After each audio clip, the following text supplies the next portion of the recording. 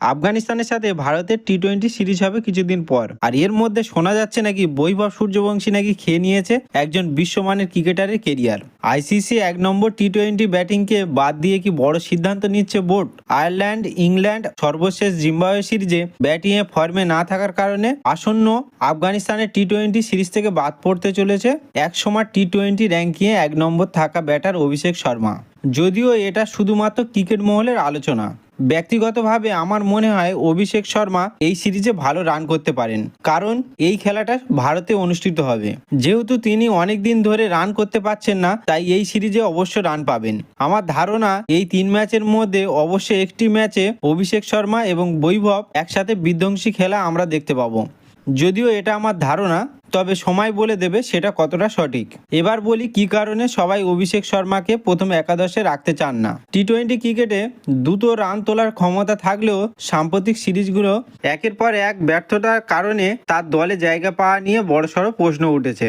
Zimbabwe সফরে bat হাতে দুর্দান্ত পারফর্ম করে জাতীয় দলে নিজের জায়গা পাকা করে নিয়েছে বৈভব সূর্যবংশী। জিম্বাবুয়ের কন্ডিশনে তার সাহসী ব্যাটিং এবং ইনিংসের শুরুতেই রানের গতি নির্বাচকদের নজর কেড়েছে, যা তাকে আফগানিস্তানের বিরুদ্ধে শুরুর একাদশে অটোমেটিক পছন্দ বানিয়ে তুলেছে।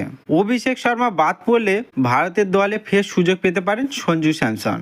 জিম্বাবুয়ে সফরে বিশ্রাম নিয়েছিলেন সঞ্জু স্যামসন। নির্বাচকদের এমন সিদ্ধান্তে ভারতীয় দলের ওপেনিংয়ে পরিবর্তনের সম্ভাবনা তৈরি হয়েছে। আইসিসি টি-20 বিশ্বকাপে 2026-এ প্লেয়ার অব দ্য টুর্নামেন্ট হওয়ায় সঞ্জু স্কোয়াডে ফিরে আসছেন। আফগানিস্তানের বিরুদ্ধে বৈভব সূর্যবংশী ও সঞ্জু স্যামসনকে নতুন ওপেনিং জুটি হিসেবে দেখা যেতে পারে, আর এই নতুন জুটি ভারতীয় লাইন আপের এক নতুন সূচনা এনে দিতে পারে।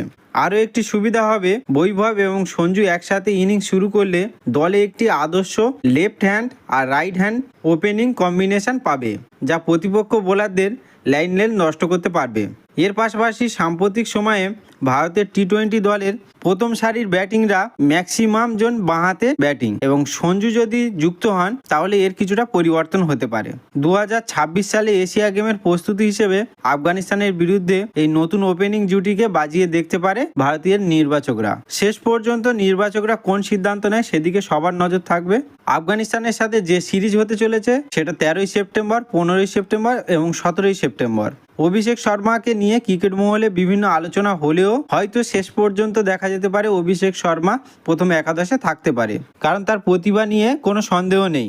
সাম্প্রতিক কিছু সিরিজে তার রান হয়তো সেভাবে আসেনি, কিন্তু আফগানিস্তান বিরুদ্ধে তার বড় রান আসবে আশা করা যায়। আপনাদের কাছে এখন একটাই প্রশ্ন করব, বৈভব সূর্যবংশীর সাথে সঞ্জু স্যামসন না অভিষেক শর্মা কে যুক্ত হলে আপনাদের খেলা দেখতে সবচেয়ে ভালো লাগবে, এবং কার সাথে বৈভব সূর্যবংশী ওপেনিং করলে ভারতের স্কোর 250 পার হতে পারে? অবশ্যই কমেন্ট করে জানাবেন। আর ক্রিকেটের বিভিন্ন আপডেট পেতে আমাদের চ্যানেলটি অবশ্যই সাবস্ক্রাইব করবেন, বন্ধুদের সাথে শেয়ার করবেন। দেখা হচ্ছে পরের ভিডিওতে। শেষ পর্যন্ত দেখার জন্য আপনাদের সবাইকে ধন্যবাদ।